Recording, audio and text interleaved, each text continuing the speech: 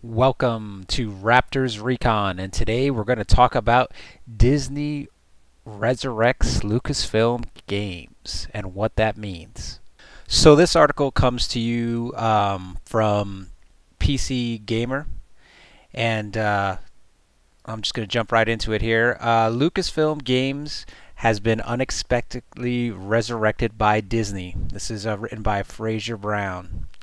It's recruiting developers, producers, artists, and more, which is good for everybody who's looking for a job. I'm going to start out with the update here, and then press on with the article.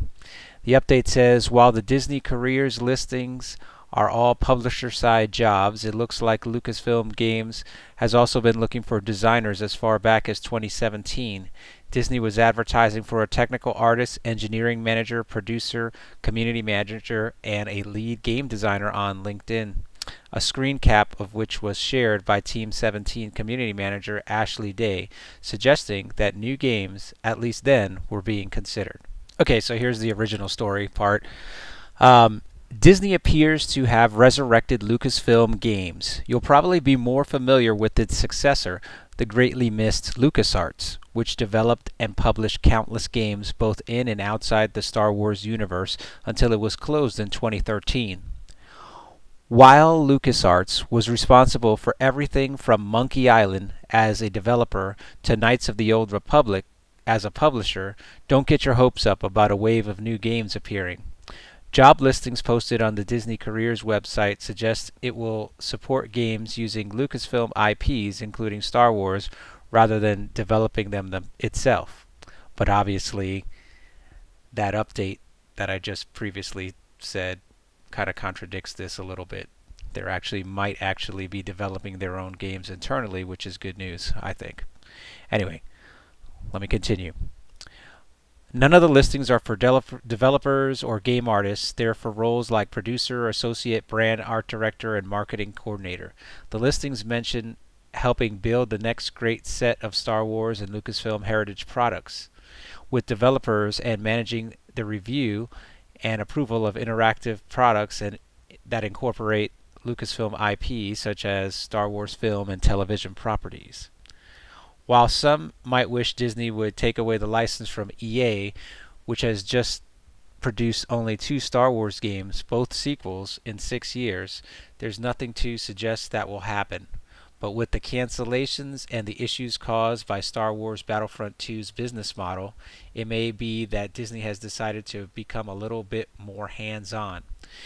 It could also be interested in remastering or bringing back classic Star Wars games. Heritage products suggest that that's a possibility. And there's certainly an appetite for it, judging by the reception of fan remakes of Dark Forces and Star Wars Episode 1 Racer.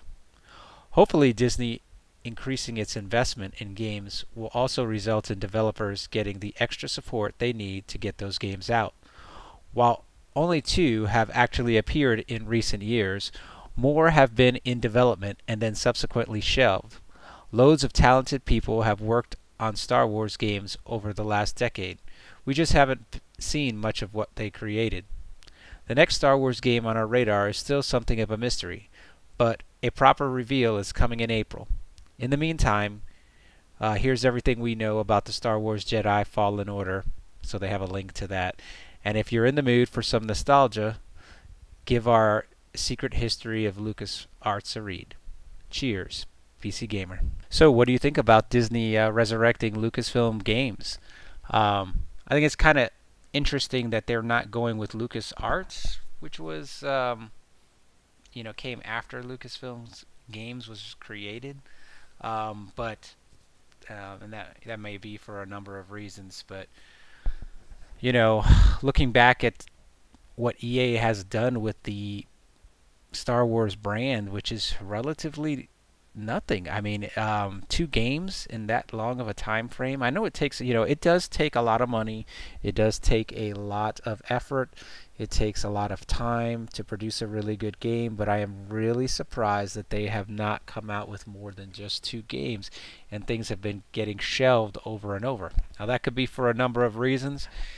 Maybe what they came up with was not in line with what Disney, you know, Lucasfilm wants, the branding that they're pushing forward.